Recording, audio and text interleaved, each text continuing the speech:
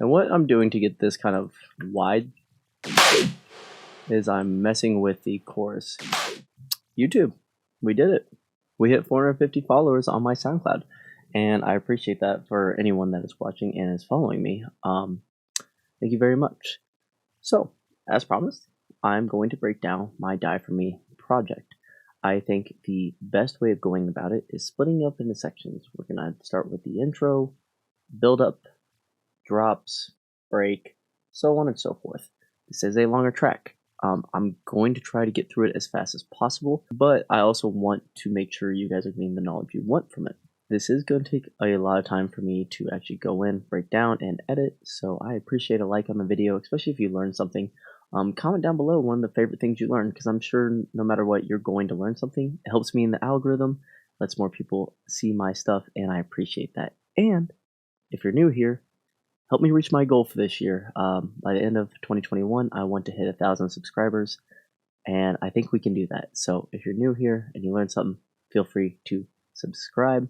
I'm also hosting a remix competition for bringing Brostep back. There is more info on wherever it's going to pop up over here. It has cash prizes, other prizes, and you get to be released on my EP of remixes if you win, which I will be doing a live stream judging contest. I don't know, whatever you want to call it.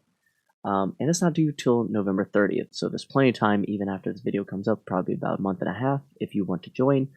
Anyways, let's get into it.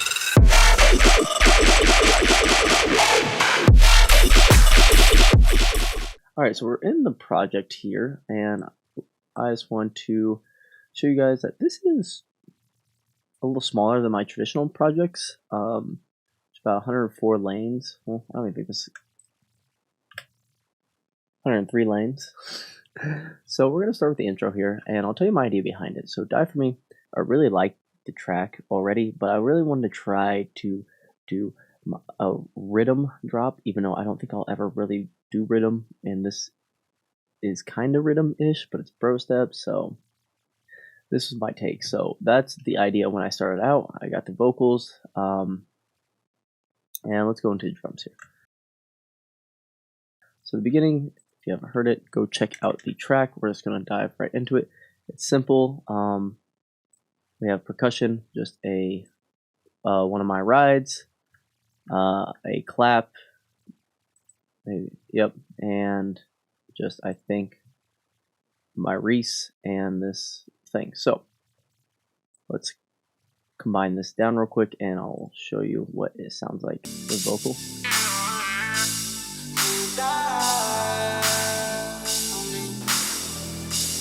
And some effects. Okay. Super simple. It's just traditional Reese. This is, I believe, just a violin. It's Labs, which is a free VST, not VS. Yeah, free. I need some coffee. It is a free synth library, and I just use a string. Easy. That's really it. We have a Reese.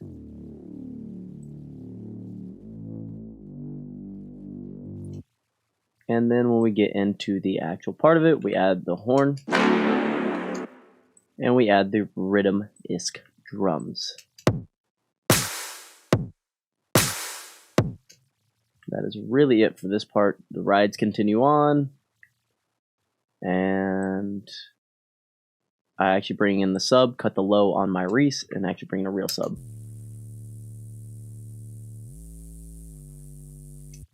Then you get this.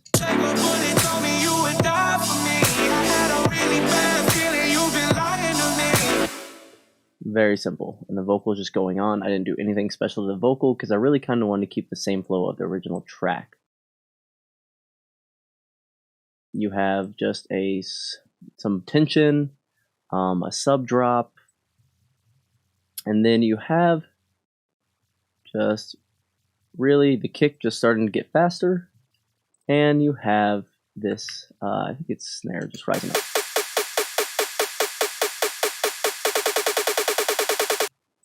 You have my bass coming in, which you can see it filtered here in my bass group.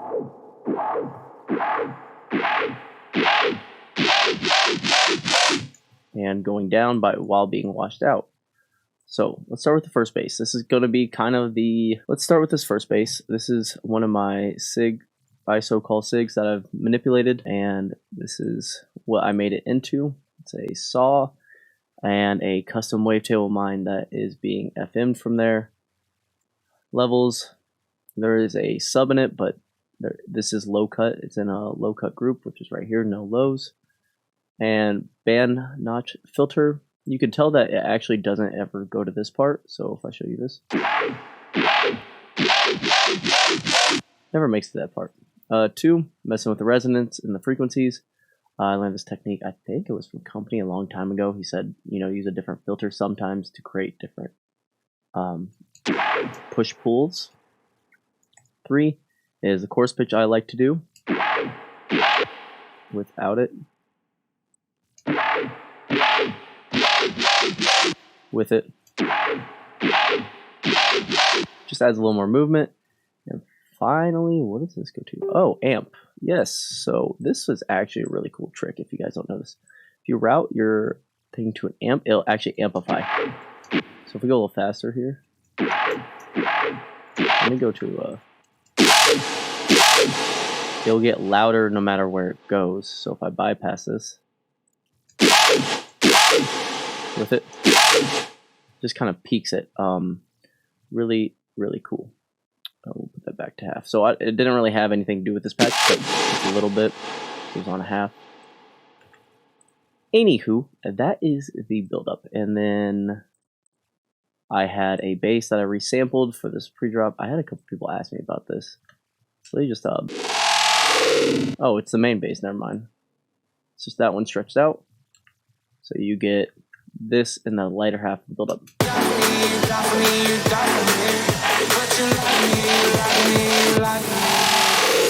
Okay, oh, I was scared. I just recorded all this through Focusrite. We are good. Also, my sidechain trigger, very simplistic. Since the same kick stays the whole track, I don't need one sidechain, because I also really like the concept of the rhythm drum for the trap section, which we'll talk about. But literally, this is my sidechain. You can see it here.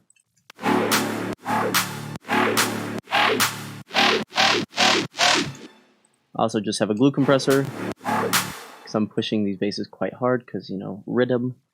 But yes, that is it for the build-up.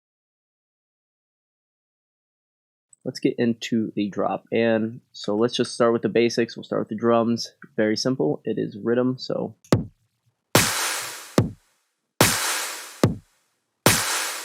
simple. I use this fill in all 3 drops because I thought it was cool. And just kind of changed it. And then with the percussion, it would change up every 4 bars. So let's see if I still have this selected. That's just what it sounds like altogether.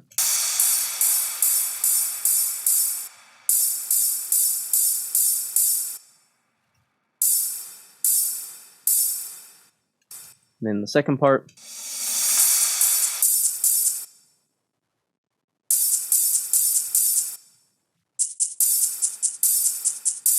And let's get into what you guys want to know. So the bass, that same bass is right here. I also am using a Valhalla Throw. It is literally just a reverb that here I'll show you guys. Mix is low, that's what the washout does. It has a 4-second decay, a high cut, so we don't need really anything above 10K. I could probably even lower this, and the depth all the way up. I want this a thick reverb. And what this allows to do is when I move this knob, I also have an auto filter that cuts out the lows. So we go wee, wee, wee, wee. Okay? I use this a lot, and it's very aggressive in this track. So if you hear the no lows, you're going to hear this. I'll just use it on this one, actually. That's how I'm adding the space to the track by keeping it simplistic. Now for the patch itself, you can see all the automation down here. There's a lot changing. And over here,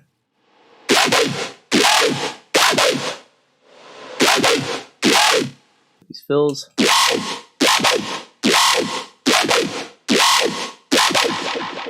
So I'm literally just using automation within the track. Down here is what I call the call stereo, which is literally just yo-manned out. Instead of putting more stereo, I really kind of wanted the delay grittiness of what Yeoman brings. So this is the stereo layer. Usually I'd cut more low out, but it worked for this and together. And then I literally manipulated the patch just a little bit for the second turnaround. So you get this. The response is literally just another change. I changed the patch a little different. And what I'm doing to get this kind of wide is I'm messing with the chorus. I call it tear out, but I'll show you. It's the, oh, never mind, the hyper in it. I love using hyper. Without it going up, that's really the difference there. And once again, this one does have a stereo as well, a little more cut out, a little more reverbed.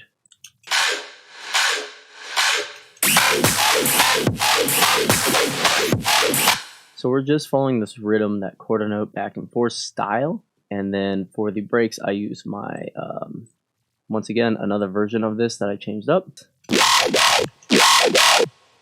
which is one of my signatures you've probably heard in a lot of tracks. But I use my auto pan and make it wait out, you know? A good thing if you're doing anything like auto pan or weird movement that can't really be manipulated by like an LFO is to make sure you apply that to your sub. It makes it very cohesive. In the response here, I added this vocal. I really like the concept of vocals being in the drop because I just felt they fit. So I cut this up like this, which has a little altar boy without it. I didn't like it as much like this. So I added it, changed the format to what I liked. Fun fact, Altar Boy has terrible phasing issues. So if you're going to actually do it on a traditional vocal, you should do a mono sandwich before, utility, hit the mono, after, hit mono. But for this, it didn't really matter if it was phasing that much because it wasn't the main of. I use a track spacer to the quote unquote, oh wait, no, wait, this is, never mind, not for this part, for the next part. So that is really it. The second part does the same thing. I'm just changing the flow a little bit. I add a little cheer. I wanted to add some type of high end because after this, it kind of felt weird if I didn't add something that had some shimmer to it. So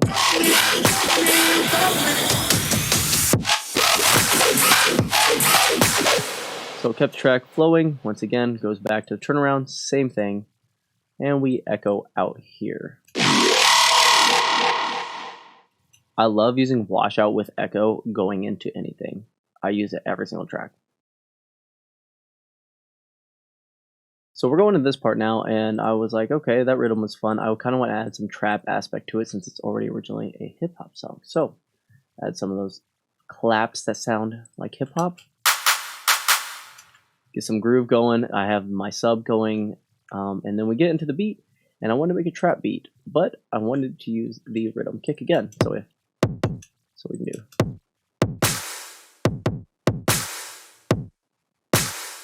I tried it with an actual trap kick, did not. Just didn't hit the same. So that part, just have some hi-hats rolling.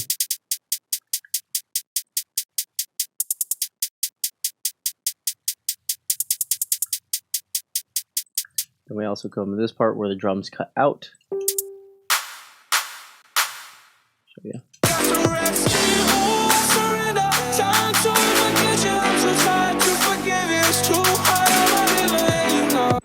So yeah, that's that part. Once again, it was mainly just sub and then just the horns because, you know, trap, hip-hop, whatever. But I did add the Reese here and take out the sub there because it felt like a nice little change-up since the section was already so long. Anything else? No, that's really it for this part. Then we get to the break. And I wanted to transition somehow that we knew we were going back into a drop. So I added a little siren here to add suspense.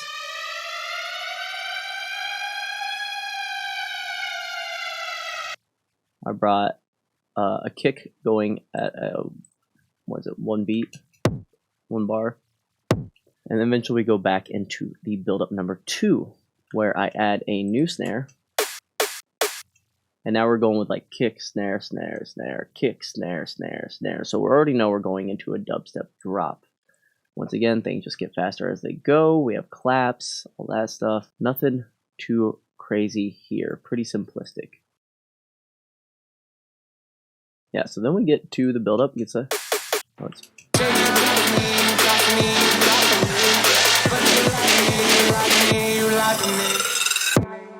Yes, this is sound that people asked about. So let me make sure I go over this. Also, I forgot to mention in the other drop. Hold up. Run that back, Turbo. Scary saws. It's just like a detuned saws that I have going at different LFOs. This is actually something I really enjoy doing. This adds a good high. So on top, yeah. Adds perfect. And then I made another version of this where it's just very more sustained, and then I ring. Here, let me show you. Ring mod it. I'm pretty sure Force Pitch is doing that. And then we have the. Oh, here's the ring. Without this. But if you bring ring really low, it acts, well, yeah, ring mod really low adds like a flutter. So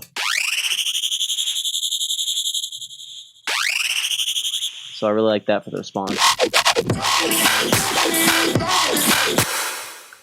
Anyways, thought that was really cool. Should share that. In the build, I put the saws back in to add more tension. Come rising up.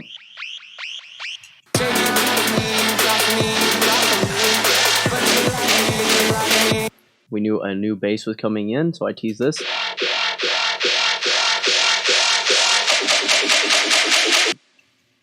And then this is just some sustain I made, and then I went in, distorted it, messed with ring once again, to a point where I got happy.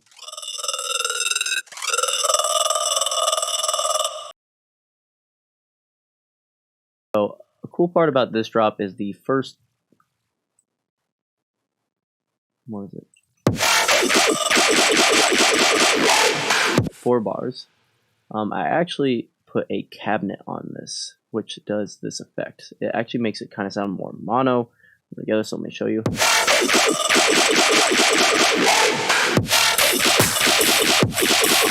Like that's the same exact phrasing, but you can see how it gets wider. So I actually learned that. Where did I learn that? I'm not sure, but someone showed me it. Definitely keep it in dual unless you want it to be completely mono, and you can mess with dry wet to what you see fit.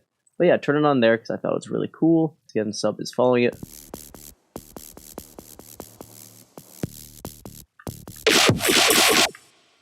Once again, you have the wave filler, and then the second part, I had a lot of fun making this one.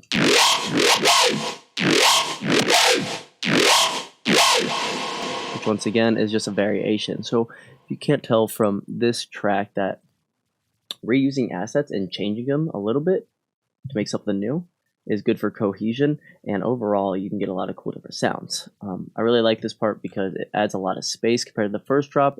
With that, once again, the vocal is going to be sitting on top here. The same one with the Altar Boy. Go down here, get this part.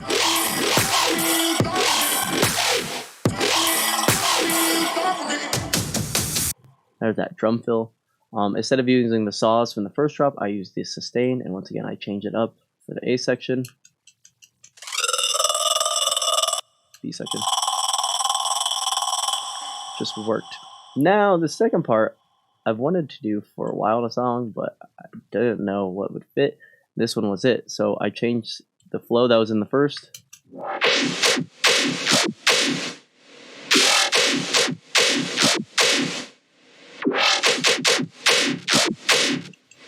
And I put this part in it that was the main rap part. Say you left me, you left me, you left me. But you left me, you left me, you left me. Say you left. But we still have our fills. So drums still kind of the same pattern. Everything else kind of the same. Sub is still following the basses, but now I used a plugin that I love to death and recommend to anyone. It's really not that expensive. I think it's $25 to $50.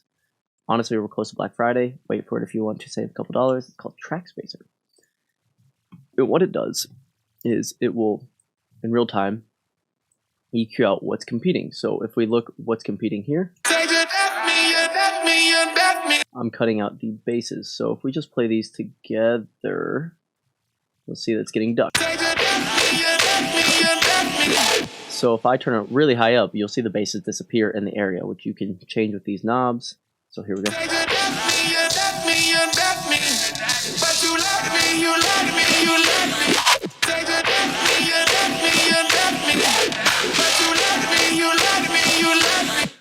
What I also did, because you need something in front of your mix for some back, is I probably took the lows, and turn it down 3 dB. You'll see anytime the vocal is playing over the basses all of a sudden get quiet. Not my sub, but just my basses.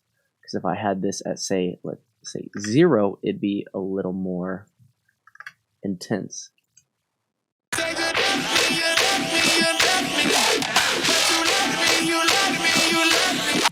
Whereas this, there's enough space for the vocal with track spacer and cutting it down, but the sub is also reinforcing that rhythm that I have, that duh, duh, duh, duh, is what it's following. So all together.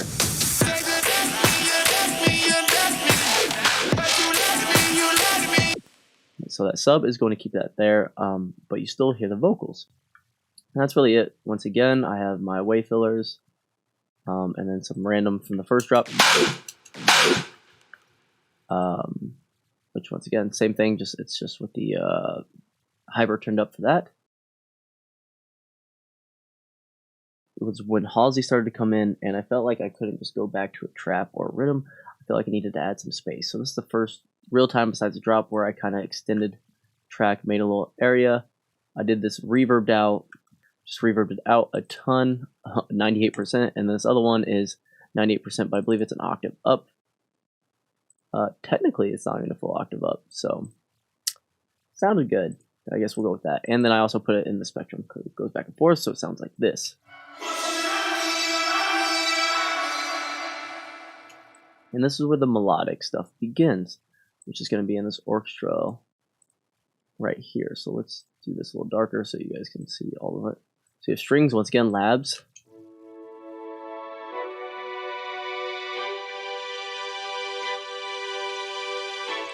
String 2.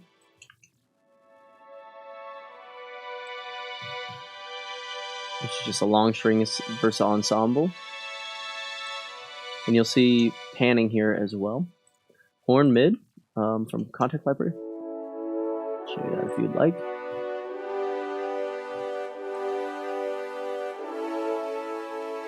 I'm not sure where it's in, probably this one. Or center brass. Oh yeah, center brass. Trumpets.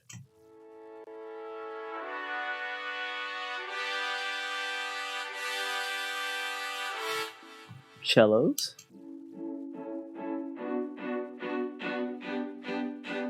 A little bit of transient shaper for the attack, because without it,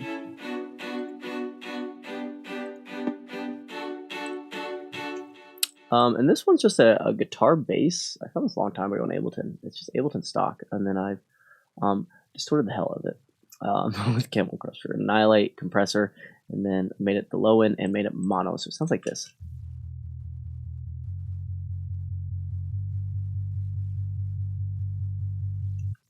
And then all that together, oh, and then I added just a one-off.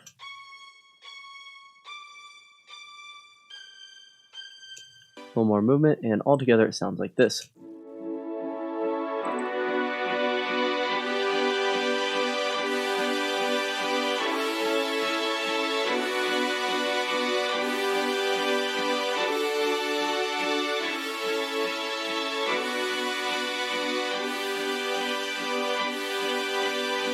Cool.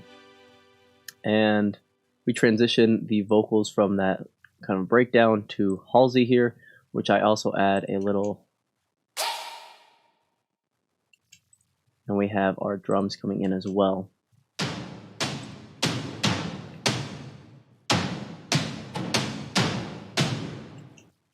I also add some claps during this part.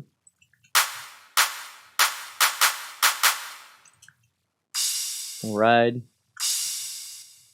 And even come the drum line, which I thought was really fun, add a little.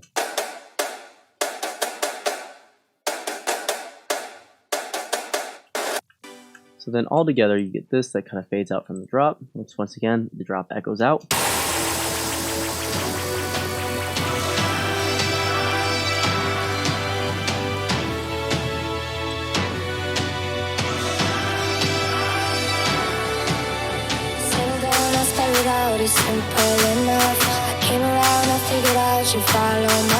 And drum line comes in.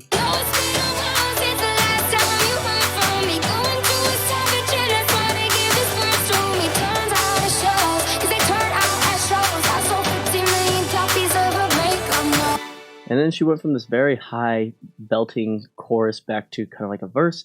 So I felt this is perfect time to go back to the trap switch up. So here we go.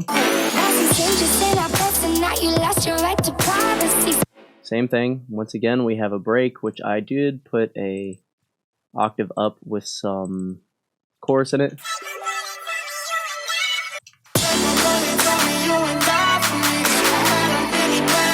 I like the chipmunk voices. Some people don't. I do. My track. I do it. Nothing really new here. Once again, we're doing the same thing. Same build up, saws, all that. Only thing is that I wanted really to get this last hook in. So I did a little fake out and extended that sustain I was telling you about. And then this is literally just a second version of the second drop with a few change ups. So here we go with the build up.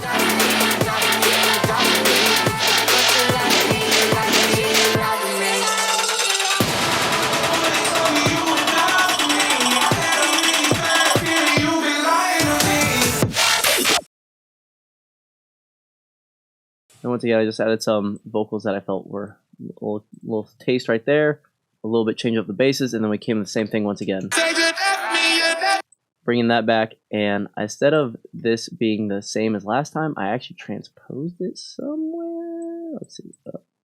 Brought it down. Okay, so you can see I shift modded it twice apparently. I don't know. I'm just out here. I also had to put Soothe on because this made some really resonance for this. So we got this. Once again, the sub is going to accommodate whatever the rhythm is, and it is turned down that 3 or 4 dB like before. So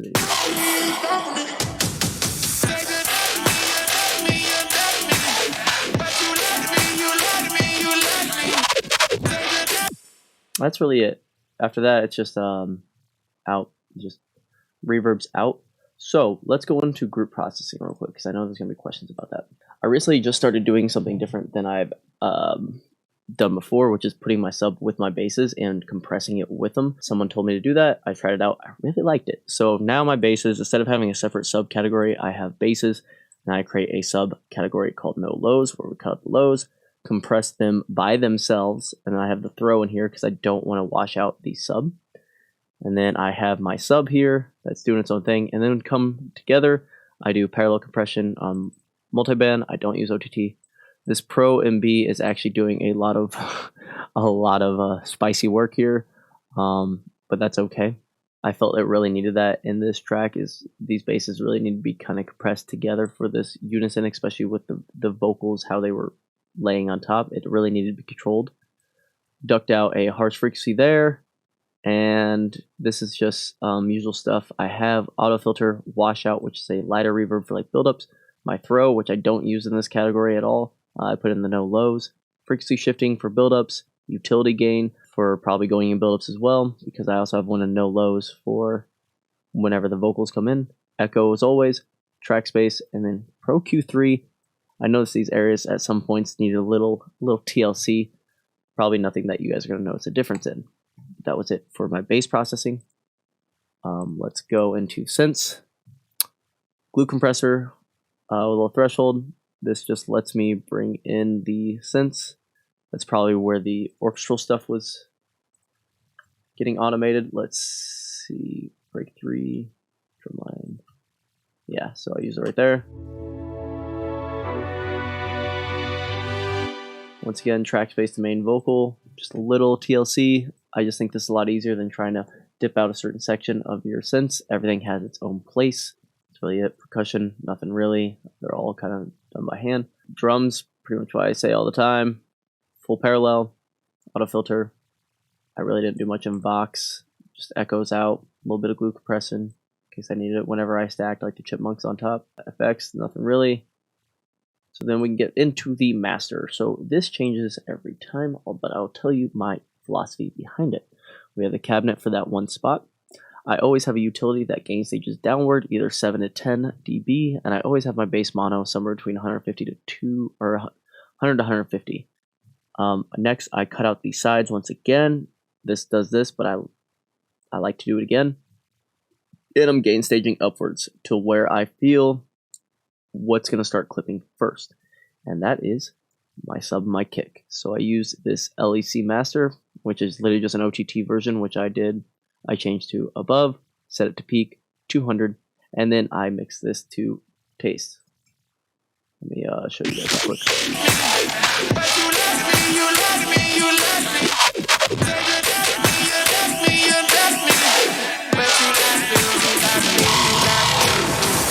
So that's where I felt was a good spot. 2.58 ratio, nothing too intense, but it does prevent it from clipping.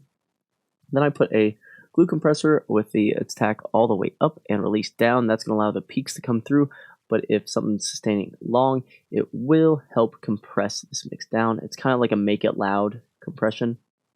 Then I have a Q3 that I do, since it's running through compression again, all those EQs earlier, side info can get back in, so I did a linear cut on this, which uses, or linear phase.